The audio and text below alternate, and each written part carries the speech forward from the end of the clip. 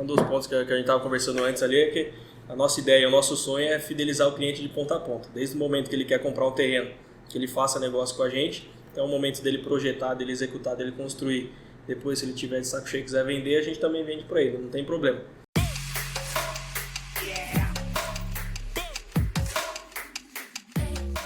Fala galera, beleza? Chegamos a mais um episódio do podcast De Pouco em Pouco, um podcast voltado ao empreendedorismo, mas não só pela ótica e pelo glamour, depois tudo deu certo.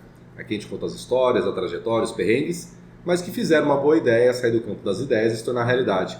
Estou eu, Emerson, aqui representando a Bússola, consultoria de gestão empresarial, e o Luiz. Representando o restaurante Love Burger e o El Nacho também. E já quero aproveitar, gente, já deixa seu curtir, já compartilha com aquele seu amigo que tem uma história empreendedora, para ele vir contar a história dele aqui. E logicamente, se você curte, se você se inscreve, compartilha, o algoritmo vai entregar para mais pessoas aí que tem interesse tipo de empreender. Então, não esquece não. Boa! E hoje a gente vai falar... Na verdade, tem empreendedor que ele chega aqui com uma história bem focada. Assim, eu defendo essa causa ou essa causa, vendo esse produto. E hoje a gente vai falar com um empresário aqui que ele tem duas causas. Ele atua tanto na engenharia como na questão imobiliária. Elas conversam, mas são negócios diferentes. Então a gente tem o prazer aqui de receber Kelvin Oliveira Kuhn, representando a imobiliária Oliveira e Kuhn, certo? Kuhn e Oliveira. Kuhn e Oliveira. Kuhn e Oliveira. Exatamente. Kelvin, a gente agradece ter aceito o nosso convite, é um prazer conversar com você. Mas para quem ainda não te conhece, quem é o Kelvin? Eu agradeço aí pela oportunidade, né? Agradeço primeiramente a Deus por mais um dia de vida, né? Bom, meu nome é Kelvin Augusto de Oliveira Kuhn, por isso que a empresa aí tem os sobrenomes, né, da família Kuhn e Oliveira. Eu tenho 25 anos, sou engenheiro civil de formação.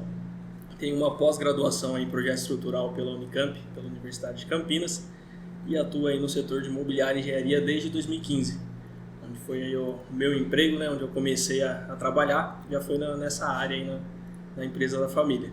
Boa, mas assim, conta pra gente, primeiro, da onde que surgiu a história da imobiliária, a história da engenharia, e desde quando, porque aqui nos bastidores a gente estava conversando, aí o Kelvin falou pra mim, falou assim, Emerson, olha, normalmente o pessoal traz aqui a história do CLT, né? Mas o meu CLT é a empresa da família, eu trabalho desde que eu nasci, estou na empresa da família, né? Então conta a sua trajetória lá dentro pra gente. Bom, basicamente a empresa, né, ela começou com o meu pai, ele que é o fundador, Eliezer Kuhn. Ele é formado em técnica de edificações, ele não tem um curso superior, mas graças a Deus aí também ele teve a abertura de muitas portas. Ele trabalhou com muitos profissionais aí ao longo desses anos, engenheiros, né, profissionais com curso superior que confiavam aí, basicamente a vida deles aí nas mãos do meu pai. Desde 91 que ele atua aí com a parte de projetos, como autônomo, né, tem a empresa dele aí na parte de projetos, já teve equipe de execução, tudo mais, gerenciamento, parte de construir para venda. Foi aí, dentre essas vendas de imóveis, né, que ele mesmo construía, que ele começou aí a parte de se interessar pela parte imobiliária. Porque ele falava assim, ele me contou, né, ele relatou para mim, eu tinha todo o trabalho lá e chegava no final, eu passava para o corretor vender e ele levava uma parte da minha comissão. Eu falei, não, vou estudar também, vou ter essa formação, que aí eu consigo centralizar, né, todos os ganhos, não vou precisar compartilhar um pedaço do meu bolo com ninguém. Aí ele, desde 2006, ele tem a formação aí como corretor de imóveis também. Tirou o Cresce. Tirou o Cresce. E a tua história como filho, quando que o filho começou a se tornar colaborador? Isso aí foi em 2015, eu estava no terceiro ano do ensino médio, eu estudava no Colégio Crescer de Jundiaí, estudava no período da manhã. Estava ali com uns 16, 17 anos, até então eu nunca tinha tido uma experiência, nenhum vínculo empregatício, né, CLT, mas tinha aquele desejo, né, de trabalhar, de ter meu dinheirinho ali, de poder comprar as coisas que eu queria e tudo mais. E conversando com meu pai ali, desde pequeno sempre acompanhava ele em obra, andava muito com ele, parte de prefeitura de criança lá, tem profissionais que me conhecem, né, que eu ia lá desde pequeno. E eu sempre me interessei muito por essa área, sempre gostei bastante da parte de projetos, da parte de construção, parte de obra, sempre foi algo que estava ali junto comigo, desde pequenininho. Então, em 2015, na metade do ano, bem precisamente ali na transição, né, nas férias escolares, eu falei para ele que eu queria começar a trabalhar. Eu falei assim, eu quero começar a trabalhar e eu preciso mudar para o período noturno, porque eu ia trabalhar com ele durante o dia e mudar para o período noturno. E foi até um ponto aí de impasse, né, eu digo, por parte da escola. Ele falou assim, não, você precisa prestar um vestibular, algo do tipo, uma coisa assim, mas eu estava bem decidido nesse ponto. Eu falei, não, eu quero fazer essa mudança e eu vou começar a trabalhar. Então, voltando das férias aí de julho, né, das férias escolares no meio do ano, eu já comecei a trabalhar com ele. Obviamente, né, com coisas mais simples. Fazia principalmente a parte de desenho de AutoCAD, fiz um curso no Senai de AutoCAD para me especializar de fato ali, aprender de fato. Tive boas recomendações lá, né? Há boatos aí que eu fui o melhor do curso na época lá, segundo o professor, né? Não sei se ele tava... professores aí, não sei se ele tava dá pra puxando meu confiar saco, muito. né? Nós dois somos professores, então não dá pra confiar muito. Eu não sei se ele tava querendo me agradar, mas eu gostava muito, né, do programa, que é o que a gente usa para trabalhar até hoje, me dedicava bastante. Então, desde 2015 aí que de fato, né, eu atuo com ele, principalmente comecei na parte de projetos, aí fui evoluindo, né? Conforme você vai crescendo e vai ficando mais velho, vai subindo as responsabilidades. Então hoje aí eu faço praticamente o gerenciamento da imobiliária, atuo como gerente da imobiliária, que ele é o responsável, e na parte de engenharia, né, eu me formei em engenharia civil, então eu sou o responsável pelo setor de engenharia. Você que assina os Exatamente. projetos. Tá. Os engenheiros que trabalhavam com ele não ficou muito feliz não, alguns ainda trabalham com a gente, né? Mas a maioria aí, que era uma boa parte, trabalhava com ele por amizade mesmo, de fato, que também tinha outras profissões. Então aí quando eu comecei, né, de fato a assinar, essa responsabilidade aí começou a passar mais pra gente ainda, né, centralizar os serviços aí de fato. Legal. Eu acho que é bom até pra gente falar pro nosso público, né, Luiz, que a gente tem bastante gente que tem essa questão da herança da família em relação ao empreender, àquilo que vai tocar, e nem todo mundo se encaixa. Sim. Né? Nem todo mundo se encaixa. Às vezes você tem família, a gente já entrevistou aqui pessoas que eram de família de advogados, que até estudou para ser mais um advogado, só que depois não se encontrou na profissão. No teu caso, eu acredito que não, né? Você ou teve algum momento de dúvida, você, puta, será que é isso mesmo? Quando eu era criança, eu queria ser policial. Eu tinha esse sonho aí. Mas aí eu cresci, eu comecei a ver um pouco mais da realidade, eu falei, não, acho que eu vou para a parte de engenharia mesmo ali. E é algo, igual eu falei, né? Tipo, desde criança sempre estava em obra, eu sempre tive muito contato, digamos assim, falando a grosso modo, né, com o peão da obra. Tá sempre brincando, sempre se divertindo. Na obra, como em qualquer outro serviço ali, você vai ter dor de cabeça, assim como na parte imobiliária, você tem uns pontos ali. O inquilino dá uma dor de cabeça, no momento da venda ou negociação, o documento está errado, você tem que correr atrás para resolver. Eu penso, né, no meu modo de ver a vida, que em qualquer profissão aí você vai ter as dificuldades. Sim. Então cabe a você aí trabalhar com a profissão que você gosta, que você vai ter uma dificuldade, mas fazendo aquilo que você ama, vai ser mais fácil, né? Mas então sempre gostei dessa parte aí mesmo. Mas a transição, né, de família, né, normalmente é o que a gente já comentou em alguns outros episódios. Às vezes, puta, você tem o cara lá, o pai, começou no avô pequenininho, aí o pai tomou, e os filhos normalmente, né, os netos degradam o negócio, né, cai. E ou se não, é o contrário que acontece, né, aí o filho vem para somar, vem com um cara com outras ideias, uma coisa mais tecnologia já, que o cara já conhece, e faz com que aquele negócio que já era um negócio se tornar, potencializa mais o negócio. Então é o caso aí que a gente está. Sim, exatamente. O meu pai, ele é bem novo ainda, né? Eu tenho 25, meu pai tem 51 anos. Novíssimo. Ele fez aí na semana passada. Quase que não, já. Eu tô com 44, seu pai é 51. Tá pertinho. E no momento que a gente se formou, né? Ele passou, digamos assim, ele passou a bola de fato para mim. Ele, graças a Deus, aí confia muito no meu trabalho, né? No que eu faço. Ele me acompanhou, né? De perto durante muito tempo, então ele sabe a forma como eu respondo um cliente. Pode acontecer o caso de cliente falar, mas ele foi sem educação. E ele responde com um convicto, ele fala, não, eu tenho certeza que ele não foi. Ele me conhece, ele sabe da forma do trabalho, né, que a gente sempre busca trazer. Então, nesse momento aí que eu me formei, ele falou de fato, eu confio em você aí, você que vai tomar as rédeas. Eu penso um pouquinho diferente dele aí, eu tenho um desejo grande aí de poder atender o maior número de pessoas possível. Tanto na parte de engenharia quanto de imobiliária. Na parte imobiliária, né, que a gente estava comentando, conversando, a gente trabalha bastante com administração. E ele, durante bons anos, aí, ele trabalhou exclusivamente para amigos dele. Por volta de 3 amigos, digamos assim. E nesse momento também, né, de transição, que ele falou, você que vai tomar a frente, aí, você que vai pegar as rédeas, você que vai guiar. Eu conversei com ele, né, obviamente. Falei, o meu desejo é que a gente possa atender. Chegou um cliente, chegou o Emerson, chegou o Luiz, quer colocar um imóvel com a gente possa atender. Ele concordou e falou assim, você falou, pode seguir em frente aí. Então, antes de a gente fazer essa abertura para o público, né, digamos assim, sair desse laço, principalmente imobiliário, de amizade, que era mais centralizado na parte de administração, conversei com ele, a gente foi se estruturar, foi atrás do setor jurídico, para a gente ter toda a questão de contrato ali muito bem formalizado, tanto contrato de prestação de serviço com o proprietário, quanto contrato de locação em si, que por mais que possa parecer um documento simples ali, né, ele tem vários detalhes ali, várias entrelinhas, e se a pessoa acaba não lendo ali, ela é muito prejudicada no final. E a nossa ideia é fazer uma locação justa, né, tanto para o proprietário receber o aluguel que ele quer, o inquilino morar onde ele quer, alugar o ponto comercial que ele quer, para que todo mundo aí possa ser feliz e que volte a fazer negócio com a gente, né? Que a nossa ideia aí é atender o resto da vida enquanto Deus permitir. Quando você pegou esse desafio de empreender, porque até então você trabalhava com seu pai, então você é aquela coisa, filho do dono. Sim. Né? Então, filho do dono, eu sou meio que um gerente aqui, as pessoas me respeitam pela questão, pela posição, só que eu não sou a pessoa que decide. Sim. Né? E nem acompanho tão de perto e nem vou tão a fundo em todos os temas. Sim. Quando o seu pai chega para você e fala assim, Kelvin, é o seguinte, ó, passei a bola aqui, segue o jogo. O que você mais sentiu dificuldade dessa virada de chave? Fala assim, putz, agora é comigo. Então eu tenho que aperfeiçoar nisso, que eu tenho que entender um pouco melhor. Na verdade, tipo assim, não teve um momento assim que ele chegou e falou, ó, agora é com Passou você. o bastão. Foi natural. Foi bem natural. acontecendo. Conforme eu fui crescendo, né, fui ficando mais velho, me formei, fui tendo aí, como eu falei, fiz uma pós-graduação e tudo mais, e o próprio tempo, né, que Amadurece a gente. não tem quem ensina melhor do que o tempo, né? Com certeza. Conforme eu fui aprendendo aí, ele foi, tipo, aos poucos ele ia delegando, ele ia aumentando as minhas funções, ele falou assim, ó, então aprende a fazer isso aqui, aprende a fazer isso aqui, vai aprendendo. E aos poucos, quando eu fui ver ali, tipo assim, eu já tomava as decisões. Sabia fazer tudo, praticamente. Eu ia fazer algo, por exemplo, tinha uma decisão para tomar, eu pensava ali, decidia, falava pra ele, ó, tal assunto, vamos seguir assim? Eu falava, beleza, pode seguir, pode dar sequência.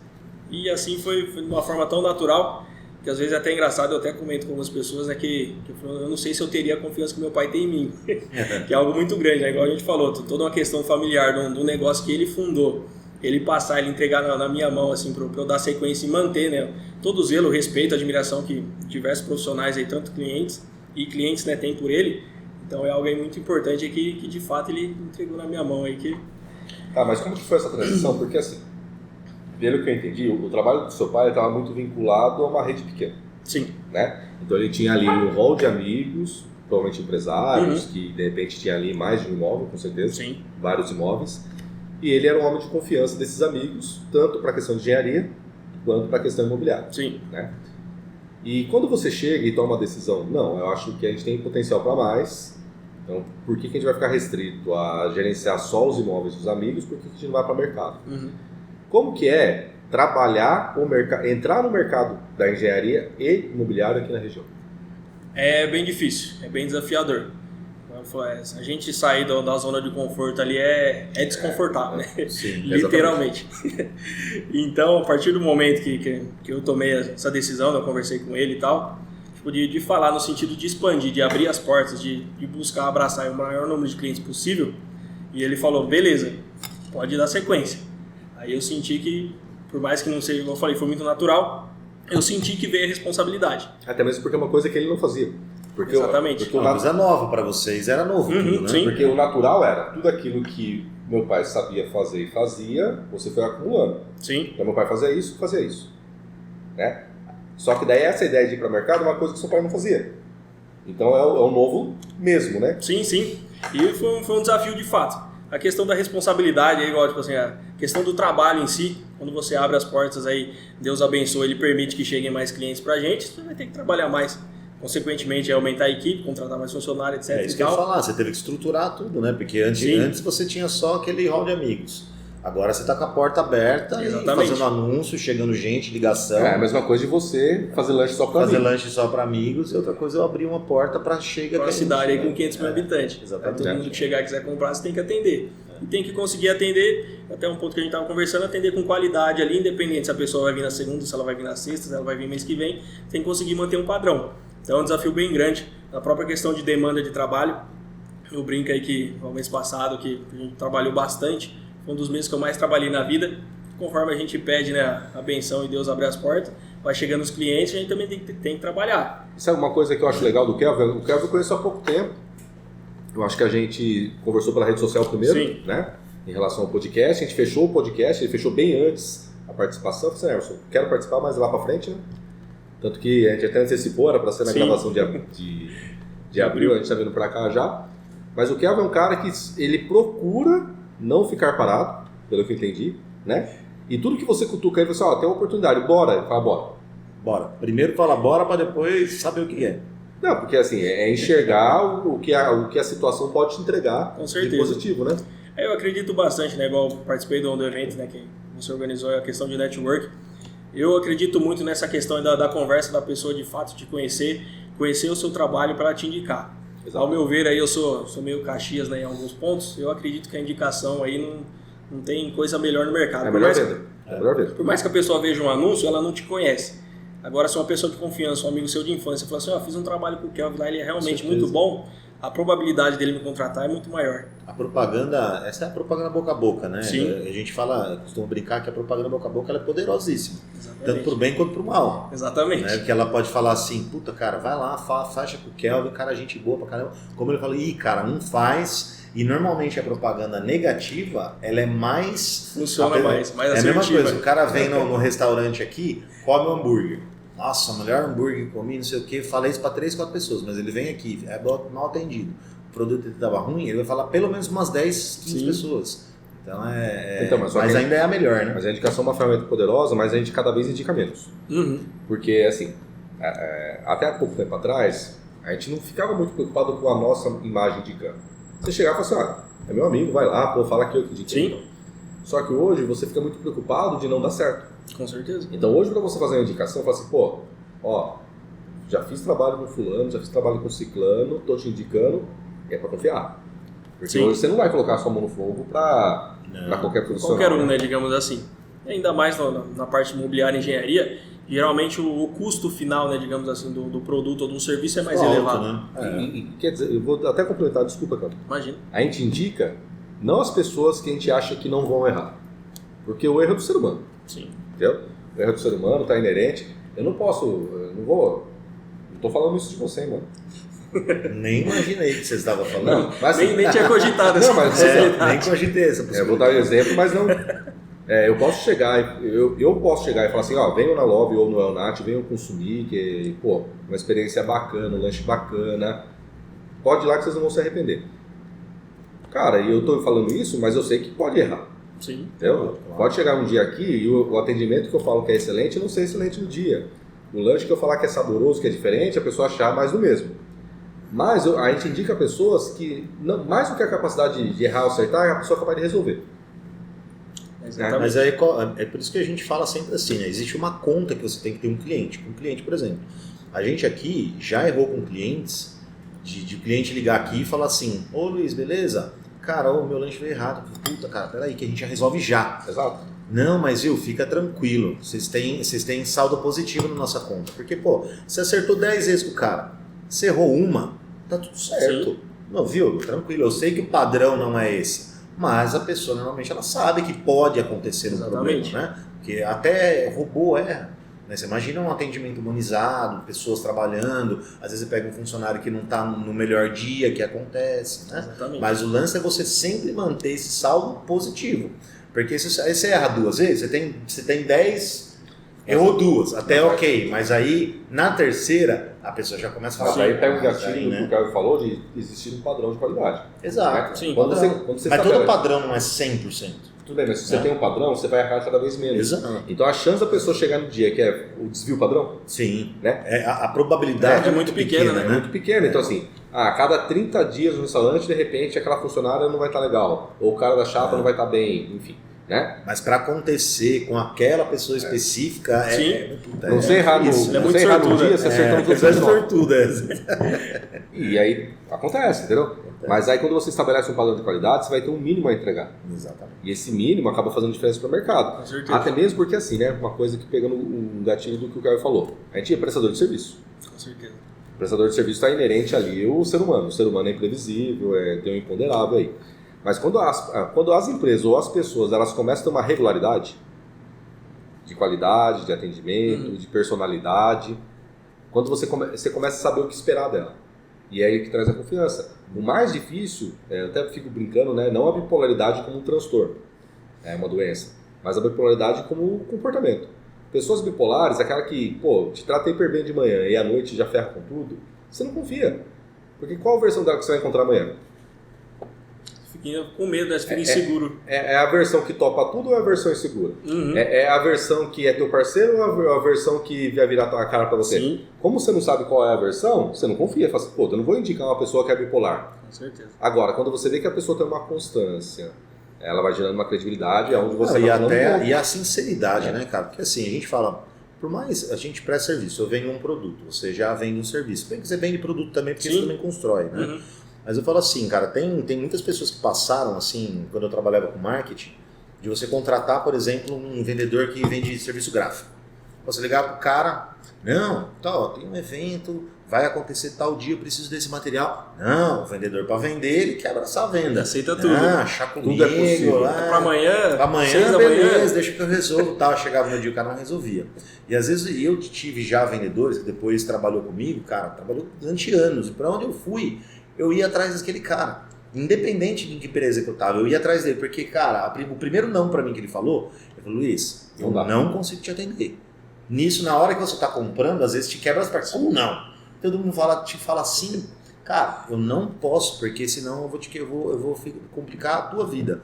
E qualquer área, tô falando isso ramo gráfico, a mesma coisa eu chegar para você e te pedir, Kelvin, vou fazer tem um terreno lá, eu quero que seja assim, assim, assado. Você fala, não, deixa comigo. Não, você vai falar, olha, então, vamos lá, senta aqui, mostra total. Cara, isso é totalmente diferente de você ter um atendimento que você veja a necessidade do cara e atenda exatamente o que ele precisa, mas protegendo ele também, né? Sim, com certeza.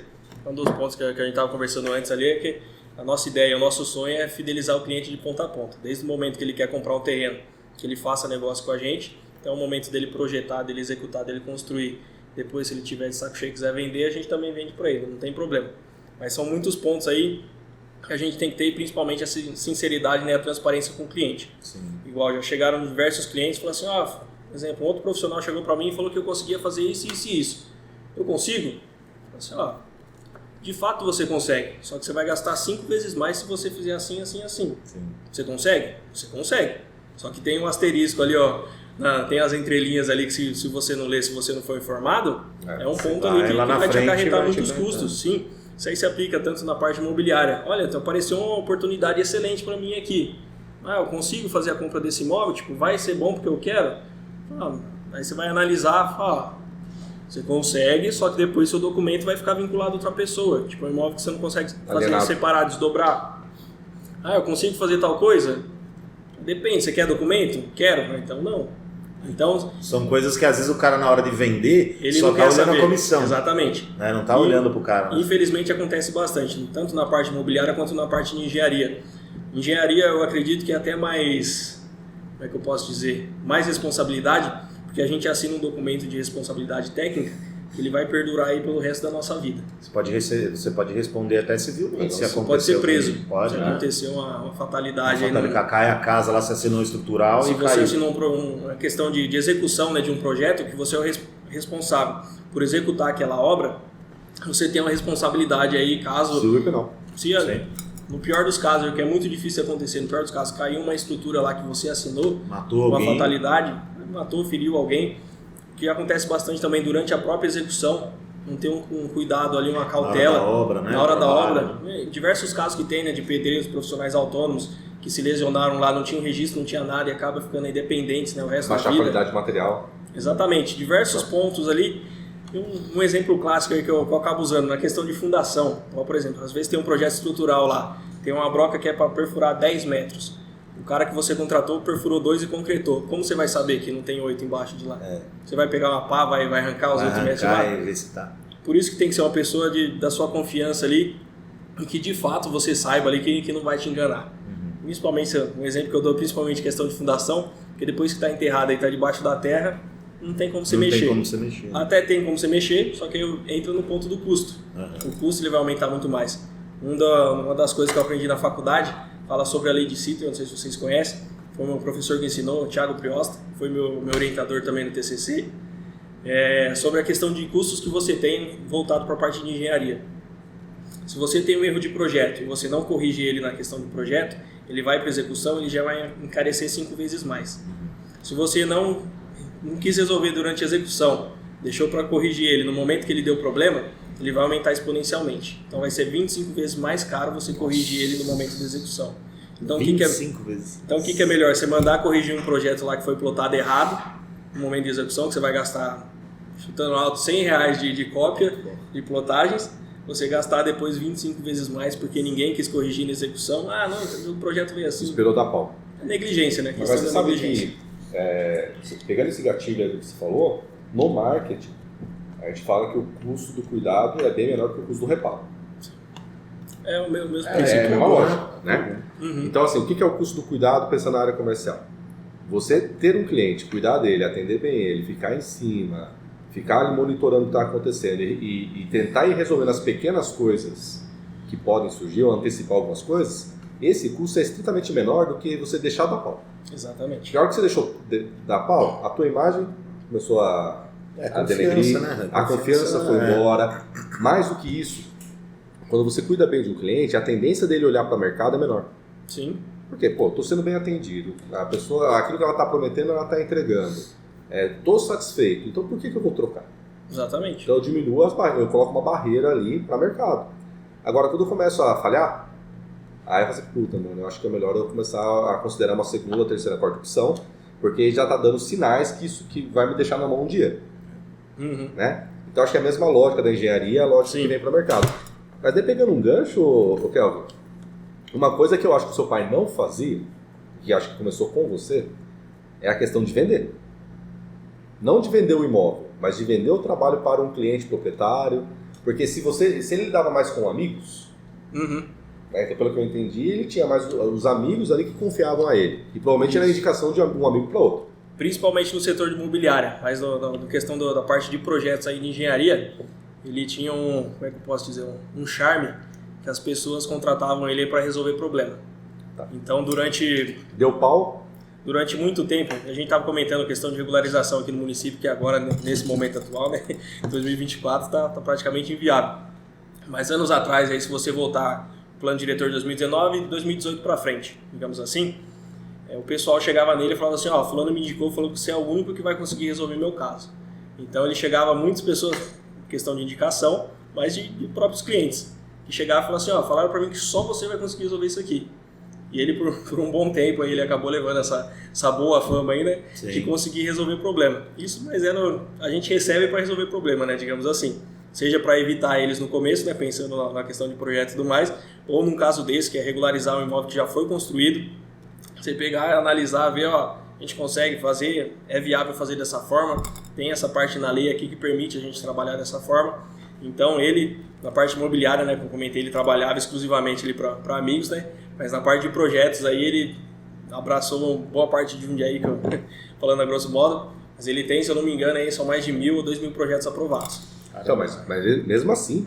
Ainda assim, Mesmo assim, não é parte de indicação, né, uma parte proativa de prospecção. Sim. É diferente, né? Então, assim, organicamente o comercial funcionava porque eu tinha um método, eu tenho uma experiência e, de repente, um know-how que pouca gente tem, a minha base de clientes acaba me indicando. Sim. E isso exponencialmente vai chegar uma hora que bomba. Com certeza. Mas aí chega você querendo expandir. Entendeu? Então você chega e fala assim, então agora eu quero não só ter não a vagarosidade, mas quando a indicação de um cliente, ela nunca vem, não é que nunca vem, mas talvez não chegue no tempo que você precisa. Sim. Então as contas, eu quero fazer um investimento. As contas estão chegando, os boletos sempre vencem, né? Os boletos sempre vencem. Então, eu quero que um cliente me indique, e de tempos em tempos vai surgir clientes que são fruto de indicação. Uhum. Mas se eu quero crescer, eu preciso projetar um faturamento para entrar, e isso significa ir para o mercado para falar com pessoas que nem me conhecem tanto assim. Sim. Como que foi esse desafio de ser o primeiro vendedor oficial da Cunha Oliveira? Cara, foi bem difícil, principalmente ali porque pra gente vender, a gente trabalha com a parte imobiliária de engenharia, né? Seja vendendo e locando imóvel ou vendendo um projeto ou uma construção. Você tem que colocar a sua cara ali, sua cara e o seu serviço. Então, de fato, né, acho que foi no ano passado, eu já tinha começado a mexer nas redes sociais, no Instagram principalmente, mas eu vou deixar quieto. Aí, ano passado, meu cunhado que faz marketing pra gente, conversei com ele e falei, vamos consolidar esse serviço aqui, essa parte de rede social. A gente trabalhar, de fato, foi bem nessa época, né, digamos assim, Sim. período próximo de transição. Falei, vamos trabalhar, porque eu, particularmente, eu sou um usuário do Instagram. Acho que é difícil achar uma pessoa que não usa o Instagram em algum momento do dia, seja por 5 minutos no dia. Então, eu comecei a pensar, assim, falei, acho que é uma ferramenta bacana pra gente trabalhar. Então, acho que tá fazendo um ano agora, se eu não me engano, e a gente começou a criar essa rotina aí de Instagram. Sabe, o Kelvin falando, o que eu lembrei aqui? Eu estava vendo um estudo, até mesmo por causa de aula, né? Na nossa geração, a primeira rede social é o Instagram, né? A minha e do Luiz. A tua geração manteve. Mas abaixo da tua geração, o Instagram não fica nem top 5. Porque daí vem TikTok e outros aplicativos que tem muito mais acesso e audiência do que... Então, é também uma constante, né? Porque você vai pensar, de repente, a geração do teu pai, ainda que eles sejam bem perto da nossa, talvez ele tenha lá o Facebook ainda como referência. Eu vi que o segundo aplicativo mais utilizado por quem tem 45 mais é o Maps. Google Maps. E o Waze. Porque foi uma tecnologia que surgiu e resolveu a dor deles. Sim. Nossa, você lembra? Você não vai lembrar. Eu lembro. Meu pai viajava com 4 rodas. Pô, cara, guia 4 rodas. Era estagiário na Macaferri. Vocês lembram? Tem uma empresa que é a Macaferri. Eu trabalhei lá 8 anos, 10 anos lá. E a primeira vez que me mandaram, eu era estagiário no departamento de marketing, me mandaram fazer uma entrega de sei o que lá em São Paulo, cara, mas assim, passando a represa Billings e não tinha o Waze, cara. Era o quê? Mas como que eu chego lá? Como que eu chego lá? O cara fez o Alexandre até hoje. Hoje ele é o CEO lá. E ele era chefe do departamento de venda, ele pegou um guia 4 rodas desse tamanho, um livro assim, top. É assim. Mas como que se vira? Tá escrito aí as instruções desse jeito, cara. Tive que ler, saber que era um mapa. Hoje, pra quem tá assistindo não sabe como é que era tipo jogar batalha naval.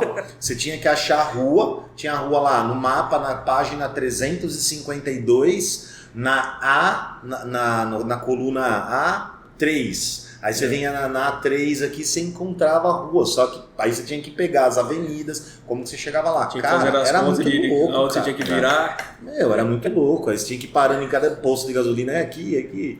Deu certo, mas o que salvou a nossa vida, Então, Waze, a facilidade, né? Que por isso daí surge o Waze, surge o Maps, aí vem para resolver uma dor, então essa geração, mesmo sendo menos digital do que a nossa, mas incorporou, né? Agora, a nossa geração, do 45 para baixo, e aí vai até os 25, Instagram, né? Facebook. Agora, para essa geração mais nova, o Instagram já não brilha tanto hoje, né? E é um desafio, porque eles são futuros compradores, se bem que também esse pessoal, quando você chega para conversar com eles e pergunta sobre imóvel, eles não pensam em ter esse local. Já tem outra mentalidade. Uma das bondades que tem, igual eu falei que a gente começou a trabalhar com o Instagram, a faixa etária do Instagram ali que seja dos 25 aos 45, 50 anos. Ainda é uma faixa etária muito boa para o comércio que a gente atua. É uma idade grande. Exatamente, que a pessoa está pensando em adquirir um imóvel, pensando em construir uma casa própria, até a fase ali que ela já está no momento que fala assim, agora eu quero começar a vender, agora eu não quero ter tantos imóveis. Então ainda assim é uma faixa boa, mas igual você comentou, a nova geração que está chegando é um novo desafio. Tanto assim, pelo que você falou, hoje a principal carteira é de locação, o principal esforço é na administração. E conversando com esse jovem é muito louco, cara, tá aula com a molecada. Porque eles falam assim, viu, pra quê? É uma coisa assim, pra que eu vou ter 2, 3 casas se eu posso estar num lugar só? Mas eu acho só pelo sentido mas tudo bem, eu tô falando do meu ponto de vista. Mas eu acho que é tanta informação que esses jovens querem, porque, cara, quem investe em terra nunca erra. Né? Porque assim, eu sou desse princípio. A terra vai estar sempre lá. Só que eles investem em vida. Esse que é o problema. Na cabeça deles, eles não querem... Eles vê agora, né? Eles só vê agora. Então. Eles são imediatistas porque eles não querem... A maioria não quer casar. Carro hoje, né? Quando a gente tinha 18 anos, a gente queria ter carro hoje. Não, mas conversando com a empresária, conversando com a... Qual é o nome dela que passou por aqui? Soltou o episódio? Esqueci o nome dela. Trabalha com consórcio. E ela falou, viu, a procura por locação de carro tá gigantesca. Sim. Por que eu tenho que ter o mesmo carro? Né? Por que ele tem que ficar na minha casa e eu tenho que pagar seguro, eu tenho que pagar isso, eu tenho que pagar aquilo? Então eu posso ter o automóvel que eu quiser, pagando uma mensalidade X ali e com dores de cabeça que eu não preciso ter. Sim. Né? Então esse jovem, ele preza muito pelo conforto, pela comodidade, pela vida. E aí essa questão do ter acaba caindo um pouco, né?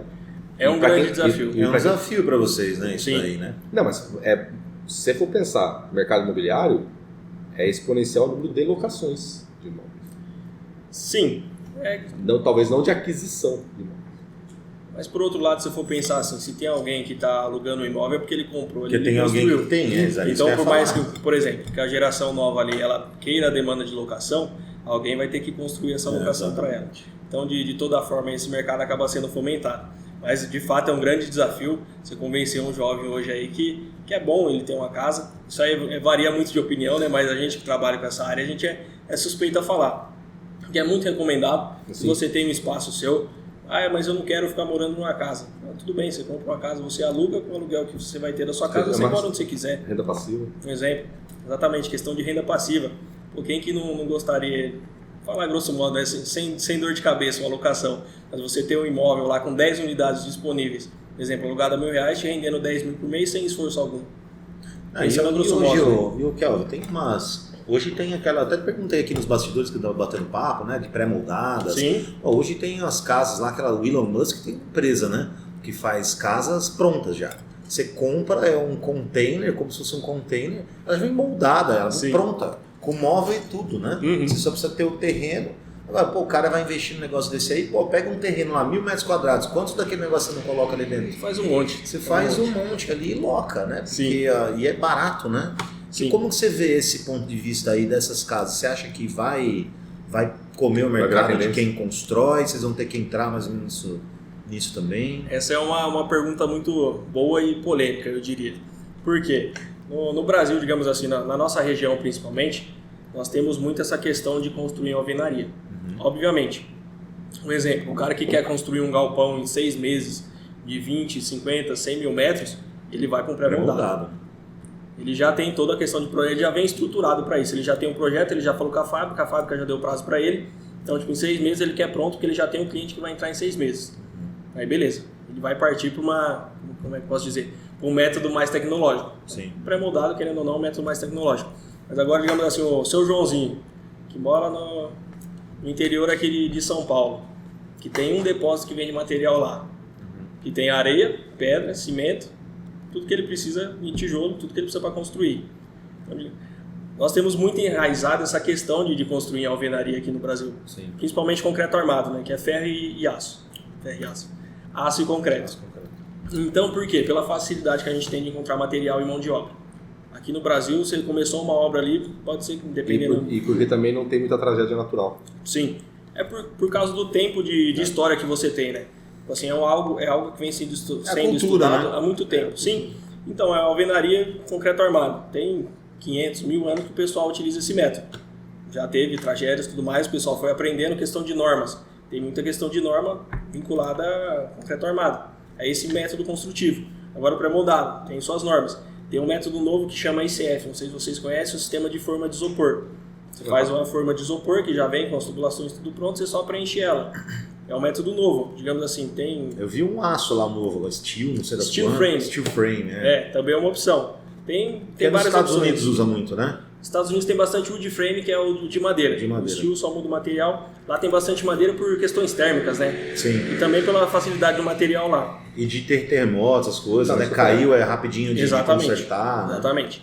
Aí você pensa aqui, que a gente tem facilidade. Você encontra areia, pedra, mão de obra em qualquer lugar. Eu ia dar um exemplo. Você começou uma obra. Pode ser que num dia lá, dependendo de onde você está, vai passar 10 caras. Não está precisando de mão de obra.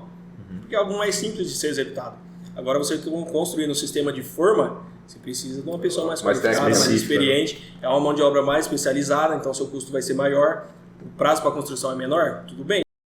Vai construir com 6 meses a mais ou economizar metade do valor.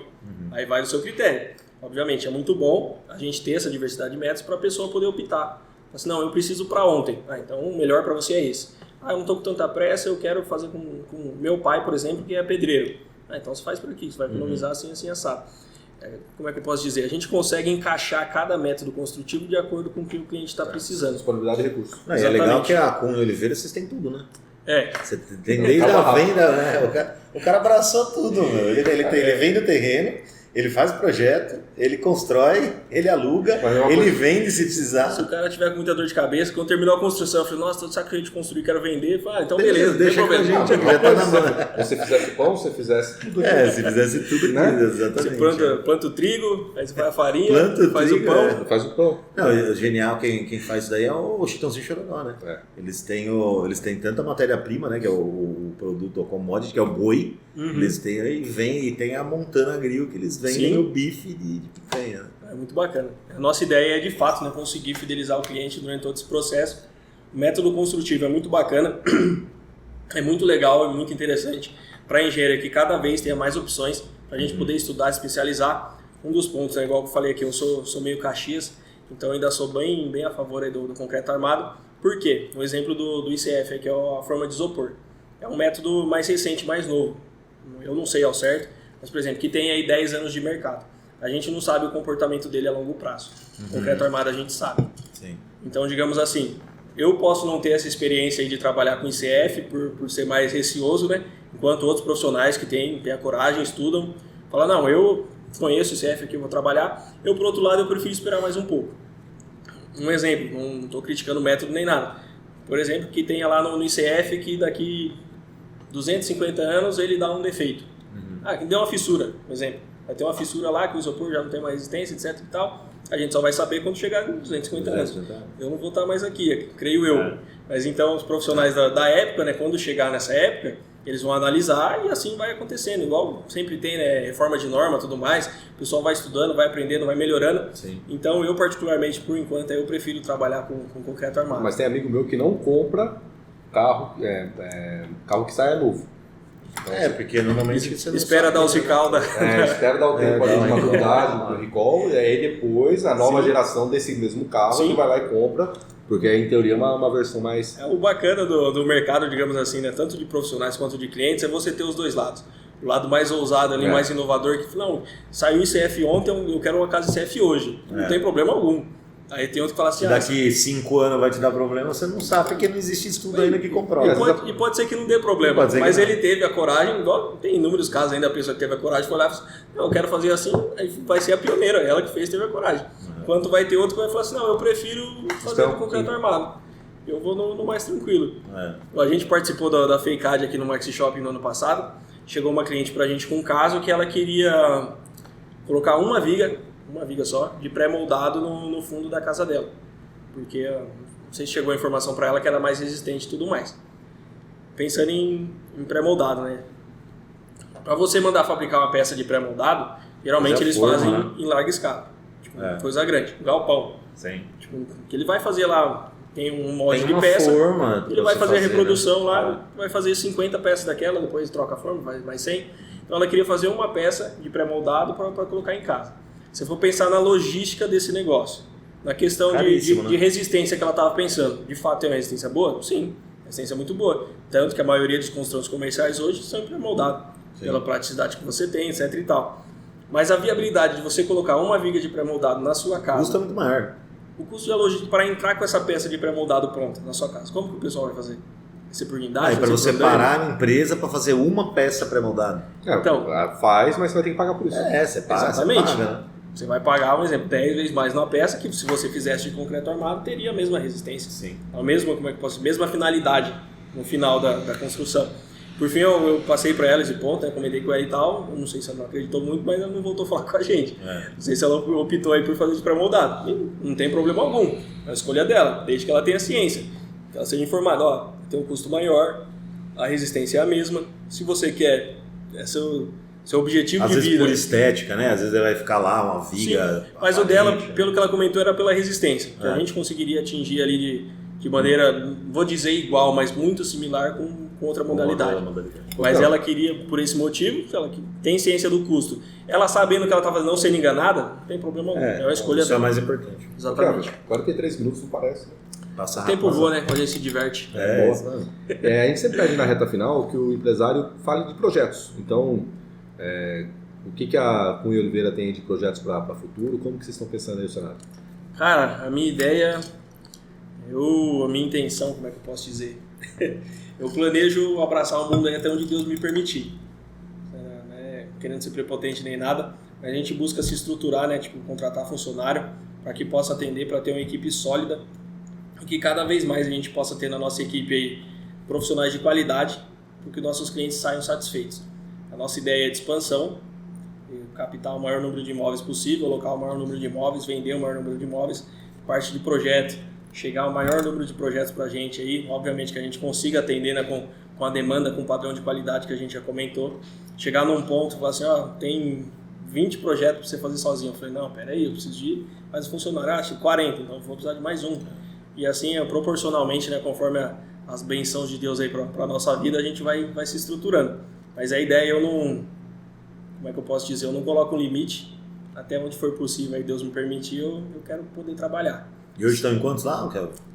Atualmente que a gente tem fixo lá, que eu posso dizer para você, tem eu, meu pai, marketing, jurídico, parte de projetos de engenheiros, eles não são literalmente fixos, né? Mas igual eu comentei com eles, a gente já chegou a ter 10 profissionais, atualmente aí tá por volta de 5 profissionais, digamos assim, que trabalham com a gente esporadicamente, e estamos aí abrindo mais vagas de contratação, tanto para a parte de estagiário aí, de engenharia e arquitetura, inclusive se alguém quiser mandar um currículo lá para a gente.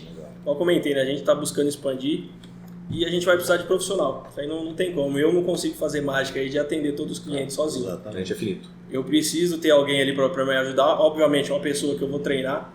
Não que eu vou moldar a pessoa para ser igual eu, mas eu vou treinar ela na questão básico, do padrão. Né? O padrão. O padrão que a gente comentou. Vai tratar com bom dia, com educação e tudo mais, fornecer um produto de qualidade, um atendimento de qualidade, para que a gente possa aí, né, ir se consolidando. E um dos pontos aí, um dos diferenciais que eu até comentei com vocês aí, é expandir, né, fazer uma filial nossa aí em Badibacite, legal. Na terra da borboleta aí, explicando um pouco melhor na questão de localização, fica do lado de São José do Rio Preto. O pessoal acaba não conhecendo por Badibacite, que também é uma região muito boa. Rio Preto eu posso dizer que é similar a Campinas. Pensar no quesito de infraestrutura, é uma cidade muito boa. A região lá é muito boa. Badibacite, eu brinco com meus familiares que moram lá, que é um bairro de Rio Preto, mas a cada 6 meses sai um loteamento novo. Então, pra gente que trabalha com a parte imobiliária e engenharia, é o momento de chegar. É o momento. É uma mão na roda, que a gente tem uma oportunidade aí, né? Deus permitindo. A gente trabalhar tanto a parte de venda, compra de lotes, já ir fazendo, né, aquisição, igual a gente comentou, o jovem não vai querer comprar, mas a gente, um cliente, um investidor compra, ele constrói a locação e a nova geração aí vai lá e loca dele. Não tem problema algum, todo mundo sai feliz aí, todo mundo sai com o seu objetivo realizado. O importante é atender. Então, um dos pontos aí que tem de inovação, além dessa expansão aqui em Jundiaí, é essa unidade filial aí que a gente vai criar em Badibacite. E aqui a nossa ideia é expandir também para a região. Atender, a gente está começando os atendimentos em Itupeva, Cabreúva também tem, Várzea Paulista. São cidades próximas aqui, né, nossas. A gente consegue atender sem precisar de uma grande locomoção. Tipo, um exemplo, São Paulo, que é um pouco mais distante, mas é uma prefeitura que trabalha de forma remota. Então, dependendo do caso ali do cliente, você fala, não, eu tenho interesse, eu gostei de vocês, quero trabalhar com vocês. A gente passa um orçamento para ele, ele falou, estou de acordo, a gente consegue trabalhar. Essa facilidade do digital, igual em Jundiaí a gente trabalha com o sistema digital, tem o bônus e o ônus, né? O ônus é que a gente não consegue mais conversar com eles pessoalmente para resolver as situações, mas o bônus é que em qualquer lugar do Brasil e do mundo eu consigo provar um projeto em Jundiaí. Então, essa é uma das vantagens também de São Paulo. Dos municípios vizinhos aí, a nossa ideia é ir ganhando aos poucos aí os territórios, tanto na parte de engenharia, parte de imobiliária, venda, locação, administração, projeto, construção. Então, comentei, né, que eu falei que o nosso sonho é pegar o cliente na mão, você quer comprar um terreno? Vamos lá, comprar um terreno. Esse aqui, ó, esse aqui tem esse lado, tem, isso é bom, isso é ruim. Porque você quer, isso é ruim. Vamos ver outro? Vamos, esse aqui é bom, mas comprou? Então vamos fazer o projeto. Vamos construir. Vamos construir, construiu. Nossa, essa construção acabou comigo. Quer vender? Quer. Então, okay. Não tem problema. A gente vende. E essa é a ideia. Né, exatamente. Conseguir fidelizar e centralizar, principalmente a questão de engenharia, que tem muita divergência entre os próprios profissionais. Um exemplo, vai construir uma casa aí de alto padrão, um imóvel comercial de 500 metros, 1000 metros quadrados, vai construir uma galeria, algo do tipo. Você precisa ter os profissionais atuando nas suas áreas específicas. Você tem que ter um arquiteto ali para fazer toda a parte de estética, de um glamour, pensar de fato ali na questão de distribuição dos espaços, olha, aqui fica melhor, aqui assim não é bom. Por quê? O engenheiro, eu digo por mim, não digo por todos, tipo assim, pode ser que ele não tenha essa visão. Que o arquiteto, na experiência dele lá de 20 anos trabalhando com isso, ele sabe que se ele colocar uma porta do outro lado da parede vai ficar melhor. E de fato fica melhor. toda a questão de fluência, de ventilação, insolação, de fluxo de pessoas, de acordo com o que você precisa. E por outro lado, o engenheiro trabalhando ali na parte dele, fazendo um projeto estrutural, um gerenciamento, acompanhamento de obra, você unir esses dois num só local é muito bom.